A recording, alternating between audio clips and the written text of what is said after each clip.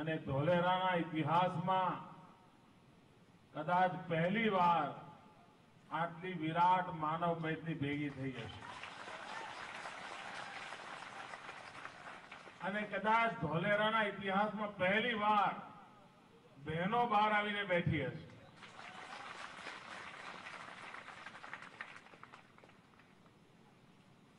ભાઈઓ બહેનો, ધોલેરા આખા વિશ્વમાં એનું નામ ગુંજતું થયું છે. તમને કોઈથી ભરોસો હતો કે આ ખારી પાટ ધરતીનો પણ વિકાસ માટે ઉપયોગ કરી શકાય? ભાઈઓ બહેનો, આ ધોલેરાનો ખારો પાટ એ હું મુખ્યમંત્રી બન્યો પછી બન્યો કે સદીઓથી હતો? પહેલા હતો કે નહોતો? જરા જવાબ આપો ને. પહેલા ખારો પાટ હતો કે નહીં? અહીંયા નેતાઓ આવતા હતા કે નહોતા આવતા? પણ એમને ન દેખાણો, મને દેખાણો.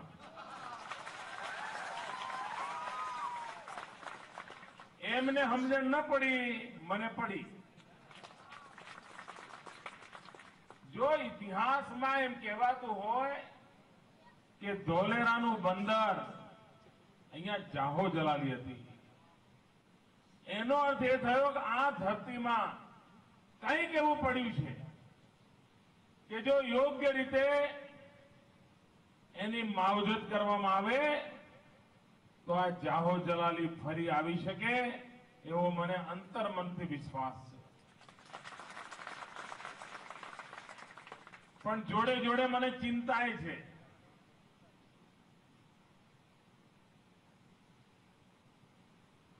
આમ તો વોટ લેવા નીકળેલો માણસ છું એટલે આવું કહેવાય નહીં, પણ હું મનથી સમાજનું ભલું કરવા નીકળેલો માનવી છું અને તેથી કડવી વાત પણ જાહેરમાં કહેવાની ટેવ પડી ગઈ છે.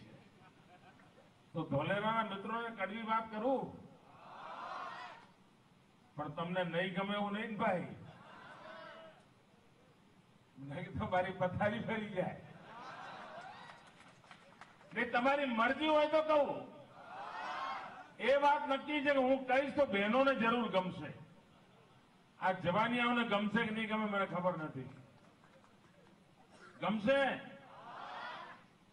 ભાઈઓ બહેનો, હું રોજ બરોજ ધોલેરાની એસઆઈઆરની માહિતી લેતો હોઉં છું અને મને જે ચિંતા સતાવે છે, જો અહીંના મારા ભાઈઓ આ રૂપિયો પચાવી નહીં શકે તો શું દુર્દશા થશે એની મને ચિંતા થાય.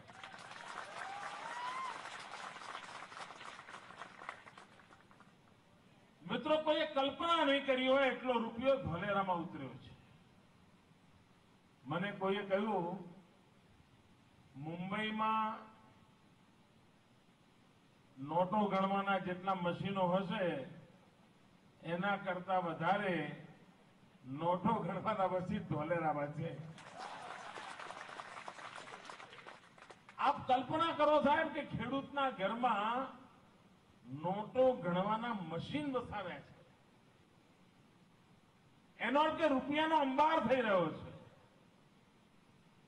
દીકરી પરણાવવા માટે આ જમીન કોઈને કહ્યું હોય કે મારી પાસે 100 વીઘા જમીન છે, દીકરીના હાથ પીળા કરવા છે, તમે નગર શેઠ છો, મને જરા 50,000 રૂપિયાનું કરી આપો તો આ દીકરી મોટી થાય છે ને જલ્દી પદ પૂરું કરવું.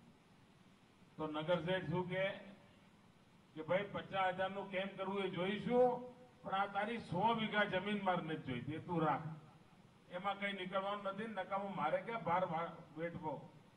આવો જવાબ આપતા હતા કે નહીં?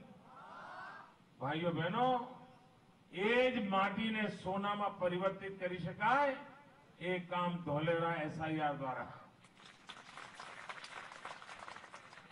પણ ભાઈઓ બહેનો, ચિંતા મને આ છે, અનેક વિસ્તારોનો અનુભવ છે કે કલ્પના બહારનું કોઈ આયોજન આવે, કોઈ વિકાસ આવે, રૂપિયાનો ઢગલો થાય, ત્યારે ખબર ન પડે કે આ રૂપિયા કેમ સાચવવા. અરે સાચવવાનું તો જવા દો, રૂપિયા કેમ વાપરવા એ સમજણ ન પડે. એટલે પછી શું થાય, ફલાણો પેલી ગાડી લાવ્યો તો હું આ ગાડી લાવીશ, પેલા એ ઘોડી વસાવી તો હું 2 ઘોડી વસાવીશ, પેલા એ આમ કર્યું, એની ચડસા ચડસીમાં પડી જાય માણસ. મારી તો અહીંના ખેડૂતોને વિનંતી છે, જ્યાં લગી તમારી પહોંચ હોય ત્યાં લાંબા થઈને અહીં કરતા ડબલ જમીન ખરીદો. રૂપિયો જમીનમાં નાખો, 4 પેઢી ઉગી જશે, 4 પેઢી ઉગી જશે.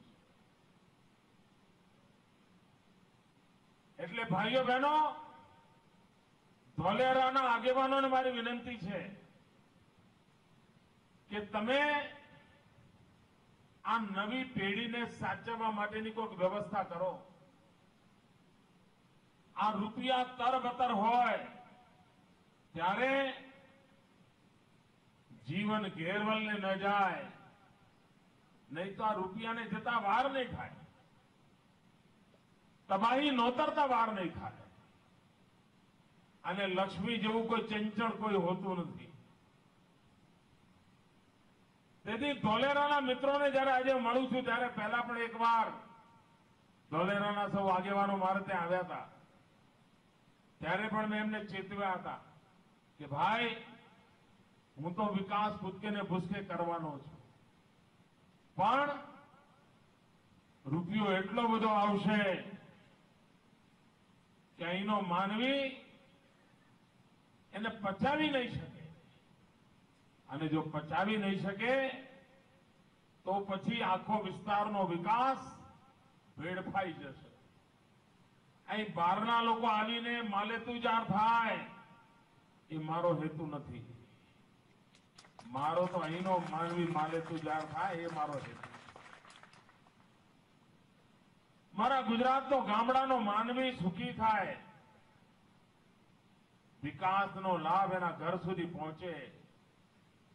ભાઈઓ બહેનો, તમારી પાસે પૈસા હોય તો હું તમને કઈ ગાડી લાવવા કરતા દીકરાને ભલે મોંઘી શાળા કે મોંઘી હોસ્ટેલમાં મોકલો, પણ ભણવા મોકલજો. રૂપિયામાંથી ગાડીઓ ખરીદવાની સ્પર્ધામાં પડવા કરતા દીકરીને સારી જગ્યાએ મોકલીને ભણાવજો. તમે જોજો, જીવન બદલાઈ જશે. તેથી ધોલેરાના ભાઈઓ બહેનો, આજે હું તમને આપવા નથી આવ્યો, આજે હું તમારી પાસે કઈ માગવા આવ્યો છું.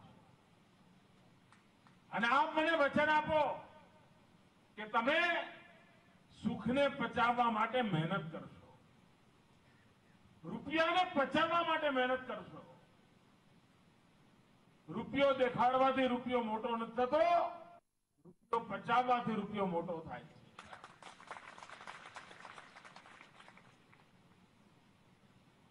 જેમ અન્ન પચાવીએ અને બાળક મોટું થાય ને, એમ રૂપિયાનું પણ છે. રૂપિયો પચે તો રૂપિયો મોટો થાય, રૂપિયો દેખાડો તો રૂપિયો ઘસાય. અને તેથી ભલે રાજકીય વાતાવરણ હોય, ચૂંટણીની ગરમાગરમી હોય, પણ આ બધા મારા પરિવારજનો છે. એમનું બુરું થાય એ હું કલ્પના ન કરી શકું, અને એમનું ભલું થાય તો મને 2 શબ્દો કહેવાનું મન પણ થાય. અને એટલા માટે ભાઈઓ બહેનો, આજે હું આ વાત તમારી સામે મૂકું છું. તમે બધાએ હમણાં વી ફોર વિક્ટરી બતાવી, પણ આપણા માટે વી ફોર વિકાસ છે.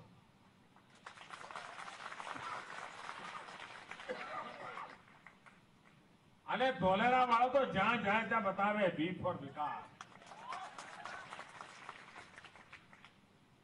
મિત્રો, હમણાં હું જપાન ગયો હતો, તો હમણાં જે ધોલેરાની ફિલ્મ તમે જોઈ ને, એ જાપાનવાળાએ જોઈ તો આંખમાં આમ ચાર થઈ ગઈ તેમની આંખો અને મોંમાં આંગળી નાખ્યા હતા કે ગુજરાતમાં આવા શહેરો બનવાના છે અને આ ધોલેરા બનવાનું છે એટલે કેવડું બનશે તમને અંદાજ આવે છે મિત્રો?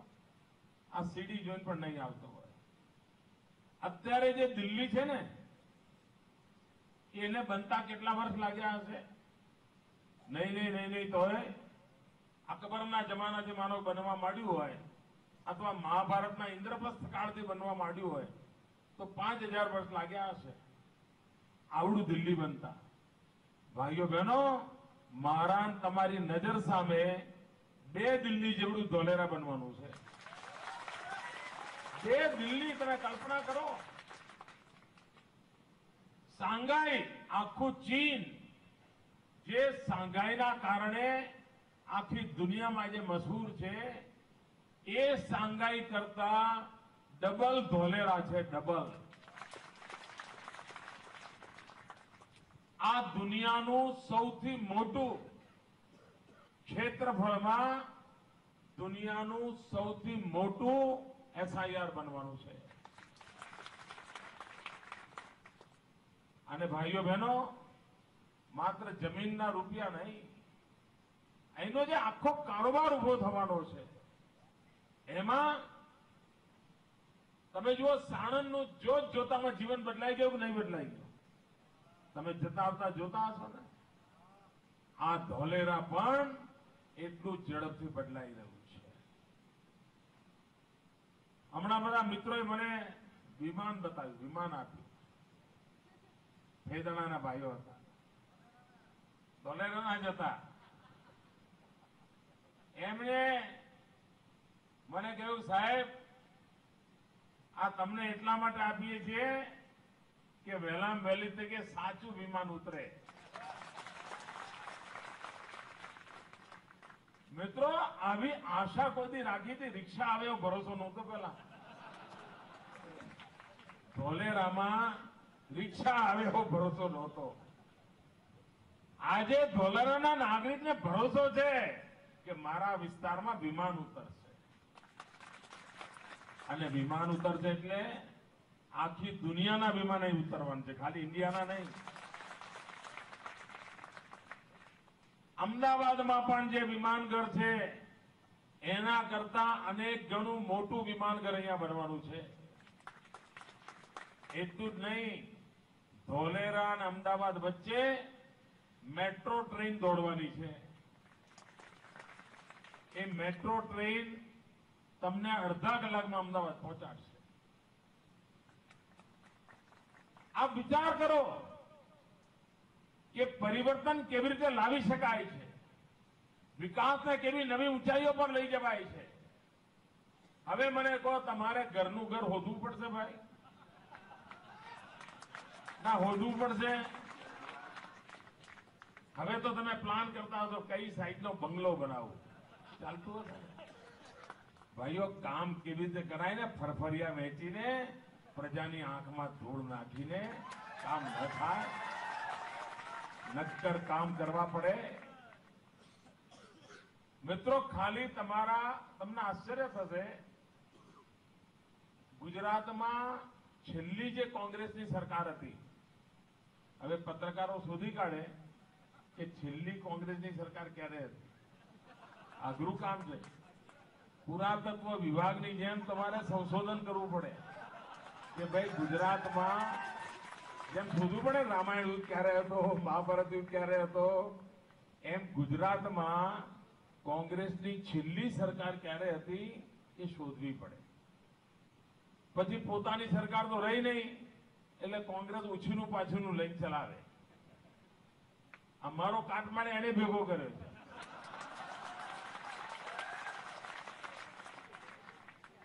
હવે તમે મને કહો, આ કાટમાળમાંથી હું ઊભું થાય? કાંઈ ઊભું થાય? એના કરતા અસલી માલ હું ખોટો ભાઈ. તો 96-97 અમારા કાટમાળમાં કોંગ્રેસે એક સરકાર બનાવેલી. પોતાની નહોતી એ સરકાર, બીજાને ખોળે લીધા હતા. આ કોંગ્રેસની ખોળે લીધી સરકારમાં સમગ્ર રાજ્યમાં પાણી માટેનું બજેટ 600 કરોડનું હતું. આખા રાજ્યમાં ગુજરાતમાં પીવાનું પાણી, સિંચાઈનું પાણી, શહેરોનું પાણી, કારખાનાનું પાણી બધું મળીને એમનું બજેટ હતું 600 કરોડ રૂપિયા. ભાઈઓ બહેનો, આજે માત્ર ધંધુકા ધોલેરા પંથકમાં નર્મદાનું પાણી પહોંચાડવા માટે 700 કરોડ રૂપિયાના કામ ચાલે છે. 700 કરોડ. આખા ગુજરાતનું એમનું બજેટ પાણીનું 600 કરોડ હતું. આજે માત્ર ધંધુકા ધોલેરા માટે પાણી માટે 700 કરોડ રૂપિયા. ભાઈઓ બહેનો, આને વિકાસ કહેવાય કે ના કહેવાય? તમને દેખાય છે? કોંગ્રેસ વાળા નથી દેખાતો. હમણાં સોનિયાબેન આવ્યા હતા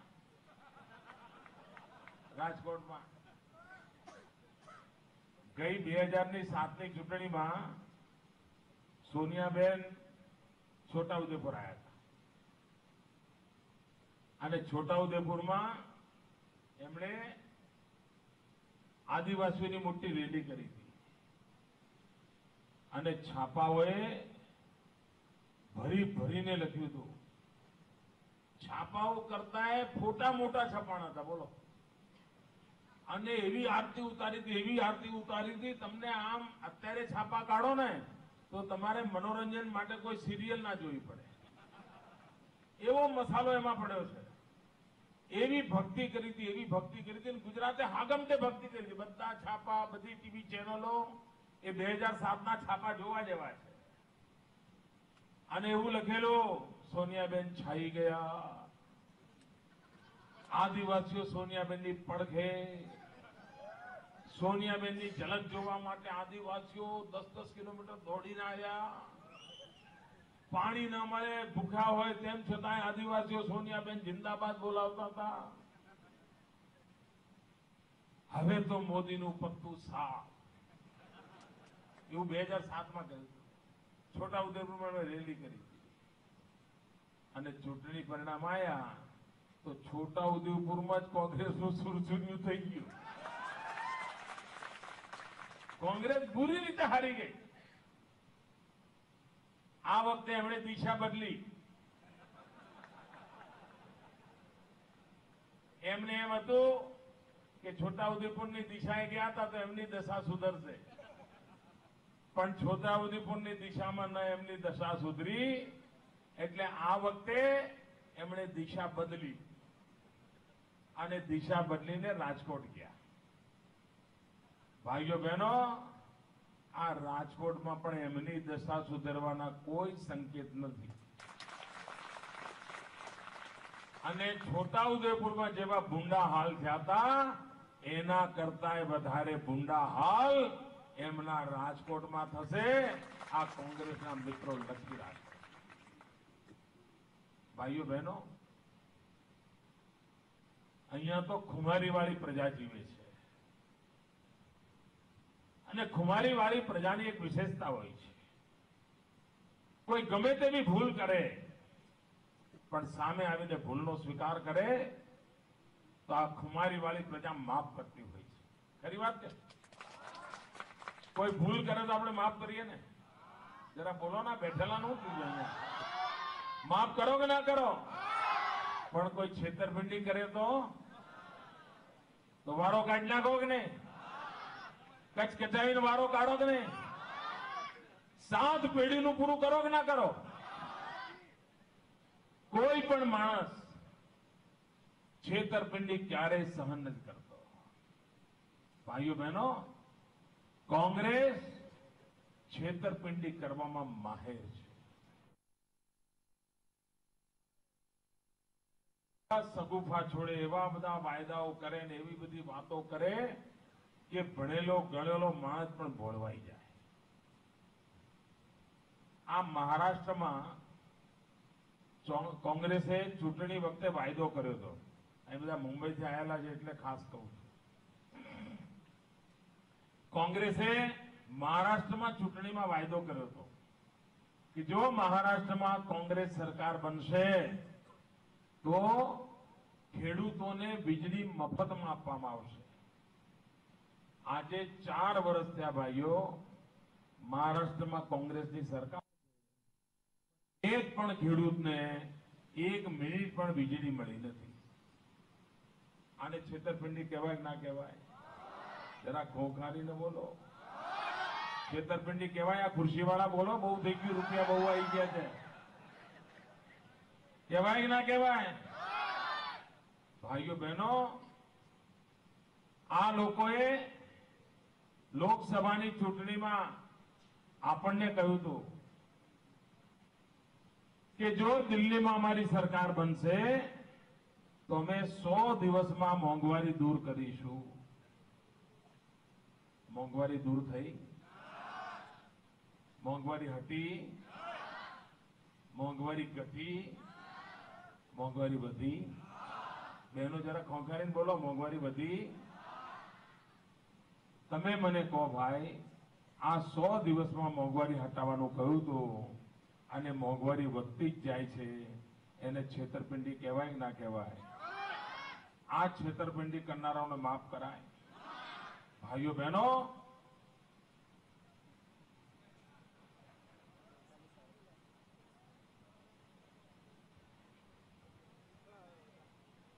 ભાઈઓ બહેનો, કોંગ્રેસ પાર્ટી છેતરપિંડી કરવામાં મશહૂર છે. અને એ ખાલી નાગરિકોની છેતરપિંડી કરે છે એવું નહીં. તમને યાદ હશે, દેશનું વિભાજન થયું ત્યારે રાજા મહારાજાઓને સરદાર પટેલે સાલિયાણાની વ્યવસ્થા કરી હતી. યાદ છે? રાજા મહારાજાઓને સાલિયાણા મળતા હતા. આ ઇન્દિરાબેન આવીને આ બધા રાજવી પરિવારોના પીઠમાં છુરો ભોંક્યો અને બધાના સાલિયાણા બંધ કરીને રજળતા કરી દીધા હતા. નહીં? વચન ભંગ કર્યો, કહેવાય કે ના કહેવાય? આ છેતરપિંડી કહેવાય કે ના કહેવાય? એટલું જ નહીં, તમને યાદ હશે, 1 વર્ષ પહેલા કોંગ્રેસે એમના કાર્યકર્તાઓને કહ્યું હતું કે જો મોદી ચૂંટણી વહેલી લાવશે, તૈયારી કરો, દોડો, ચૂંટણી વહેલી આવશે, આવું કહેતા હતા ને. એમના કાર્યકર્તાઓ જોડે છેતરપિંડી કરી, કહેવાય કે ના કહેવાય? ચૂંટણી વહેલી આવી ભાઈ? નથી આવીને. અને છતાંય જૂઠાણું ચલાવ્યું.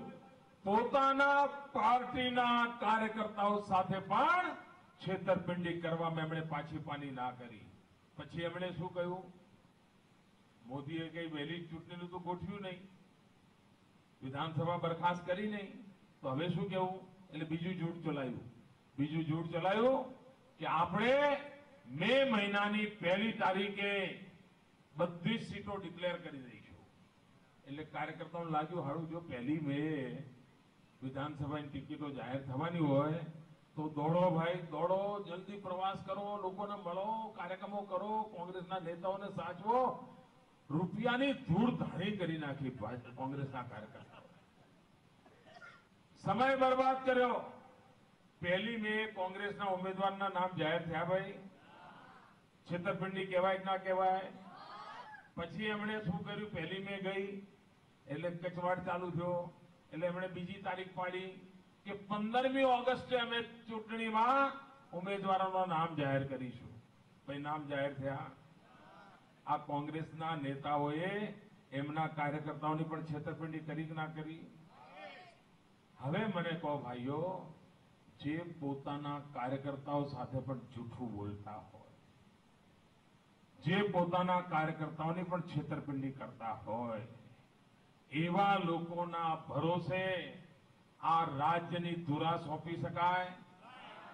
આ ગાંધીનગર એમને સોંપી શકાય? આ 6 કરોડ નાગરિકોનું ભવિષ્ય એમને સોંપી શકાય?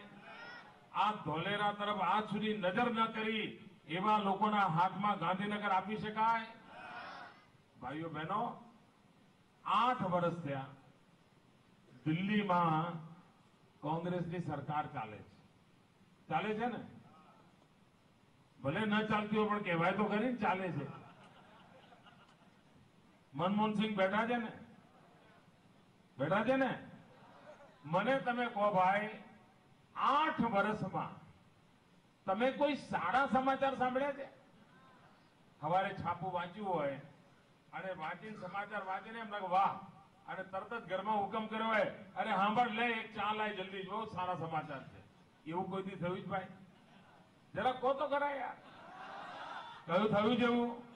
સાંજે ટીવી જોતા હો અને સમાચાર આયા હોય, ભાઈ દિલ્હીથી ખૂબ સારા સમાચાર આયા હોય અને તમે ઘરમાં કહો ચાલ ભાઈ શીરાનું આથરણ મૂક, આજે સારા સમાચાર આયા છે. એવું કોઈ દી જોયું છે? દિલ્હીથી સમાચાર કેવા આવે છે? જરા બોલો બોલો. કૌભાંડો, બીજું ભ્રષ્ટાચાર, ખાયકી, દલાલી, આજ બધું આવે છે ને. હવે મને કહો, આપણે ગુજરાતને એ દિશામાં લઈ જવું છે? કોંગ્રેસ વાળા કે છે એ દિશામાં આવો, જવું જ ભાઈ? તમારી દશા સુધરે કે બગડે? હવે જો કોંગ્રેસ વાળા આ ભ્રષ્ટાચારની દિશામાં તમને લઈ જવા માંગતા હોય તો આ ધોલેરાના નાગરિકોએ નક્કી કરવાનું છે કે આ દિશામાં આપણે જવાય કે ન જવાય. ખાયકી કંપનીની દિશામાં જવાય કે ન જવાય? જૂઠાણાની દિશામાં જવાય કે ન જવાય? આ ભાઈ દેશને લૂંટનારા લોકોને ગુજરાત લૂંટવા ન દેવાય. આ ગુજરાત આપણે લૂંટવા ન દેવાય. અને ધોલેરાના નાગરિકો, હું આપને વિશ્વાસ આપું છું, હું ગાંધીનગરમાં મુખ્ય મંત્રી તરીકે નથી બેઠો, હું તો એક ચોકીદાર તરીકે બેઠો છું. અને જ્યાં સુધી હું ગાંધીનગરની ધરતી પર છું, હું કોઈનો પંજો નહીં પડવા દઉં, આટલો ભરોસો રાખો. ગાંધીનગરની તિજોરી પર કોઈનો પંજો નહીં પડવા દઉં, આટલો ભરોસો રાખજો. ભાઈઓ બહેનો, હવે ધોલેરાનો અલગ તાલુકો બની ગયો છે. સરકારની બધી કચેરીઓ તમારે ત્યાં આવશે. ધોલેરાની જુદી તાલુકા પંચાયત બનશે. ઘર આંગણે બધા જ કારોબાર ચલાવવા માટેની વ્યવસ્થા થશે. સરકારી વહીવટી તંત્રનું પણ ધોલેરા તરફ સ્પેશિયલ ધ્યાન જશે. અને એસઆઈઆર બનાવવામાં વહીવટી તંત્ર લોકલ હોય તો ઝડપ આવે એ હેતુથી આ યોજના કરી છે. આપે ધોલેરા તાલુકાને વધાવ્યો, આપે મને પણ અભિનંદન આપ્યા. હું આજે ધોલેરાની જનતાના વધામણા કરું છું કે આપનું નસીબ ઉજ્જવળ છે. લખી રાખજો, હવે આગામી 200-500 વર્ષ તમારા છે. ઓછો સમય નથી, 200-500 વર્ષ તમારા છે. એને ધ્યાને રાખીને તમારા જીવનનો પણ પાયો કરજો, એવી અપેક્ષા સાથે મારી વાત પૂરી કરું છું. આપ સૌને નવરાત્રીની ખૂબ ખૂબ શુભકામનાઓ. માં શક્તિ આપનું ભલું કરે. જય માતાજી. મુખ્યમંત્રી શ્રી, આપણને બધાને ખબર છે કે નવરાત્રીમાં 9 દિવસના માત્ર લીંબુ પાણી પીને ઉપવાસ કરે છે, માતાજીની આરાધના કરે છે. એમના ગળામાં તકલીફ હોવા છતાં ધોલેરાની જનતાનું અભિવાદન સ્વીકારવા માટે અહીંયા પધાર્યા અને નવરાત્રીના 9 દિવસ સુધીની આરાધનાને લીંબુ પાણી કરીને જ્યારે ઉપવાસ કરતા હોય